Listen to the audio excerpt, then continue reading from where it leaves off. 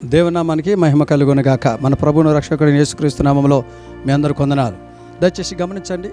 దేవుని బిడ్డలారా, ఒక చిన్న మనవి. దేవుడు మనలాంటి వారిని ప్రేమించి, మనలాంటి సేవకులను ప్రేమించి అనేక మంది టెస్ట్ మనీలు కలిగి ఉన్నారు. పాటలు పాడే సామర్థ్యం కలిగిన వాళ్ళు ఉన్నారు. మరి అనేక మంచి సాక్ష్యాలు కలిగిన వారు ఉన్నారు. అలాగే ఆధ్యాత్మికంగా దేవుని వాక్యాన్ని అందించాలని సేవకులు కూడా ఎంతోమంది ఆశతో ఎదురు చూసే వాళ్ళు ఉన్నారు.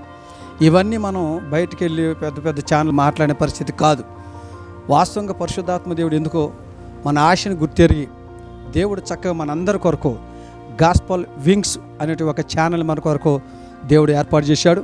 మరి దాని యాజమాన్య వారు మనలాంటి వారిని బలపరిచి అనేక మంది ప్రపంచ దేశం మన వాక్యాన్ని వినిపించాలని, మన పాటలు అనేక మంది వినేటట్టుగా చేయాలని, మన టెస్ట్ మనీ అనేక సాక్ష్యాలు అనేక వినిపింప చేయాలని యాజమాన్యం ఒక నిర్ణయం తీసుకున్నారు. ఒక ఆలోచన కలిగి వచ్చారు కనుక దేవుని సేవకుడు నేను కోరుకునేది ఏంటంటే, దేవుడు నిజంగా మన కొరకే ఈ గాస్పల్ వింగ్స్ అనేటువంటి ఛానల్ని ఏర్పాటు చేశారు.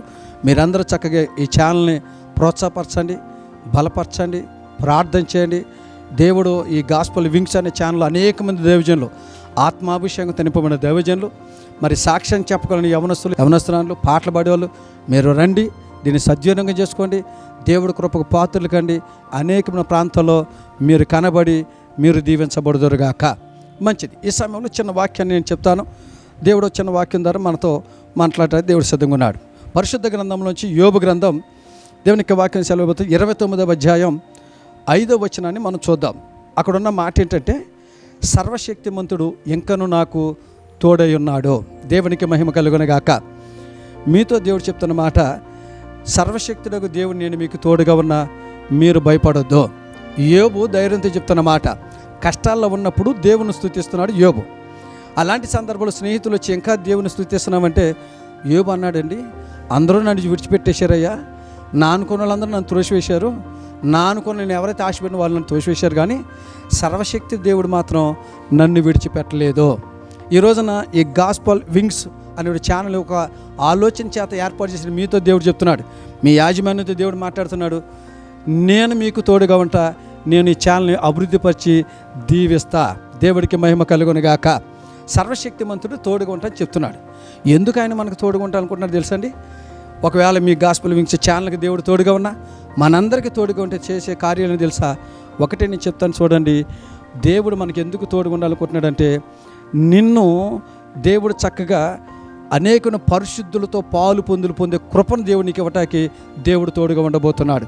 నేను చెప్పను ఒక మాట, రాబో దినాల్లో అనేక మంది పరిశుద్ధులు వచ్చి వాక్యాన్ని అందించబోతున్న రోజులు రాబోతున్నాయి.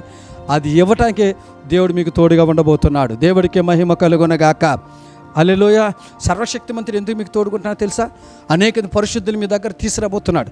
అనేక మంది పరిశుద్ధులు మిమ్మల్ని బలపరచడానికి దేవుడు సిద్ధంగా ఉన్నాడు. అందుకే దేవుడు చెప్తున్నాడు, నేను ఎందుకు మీ తోడుకుంటానో తెలుసా?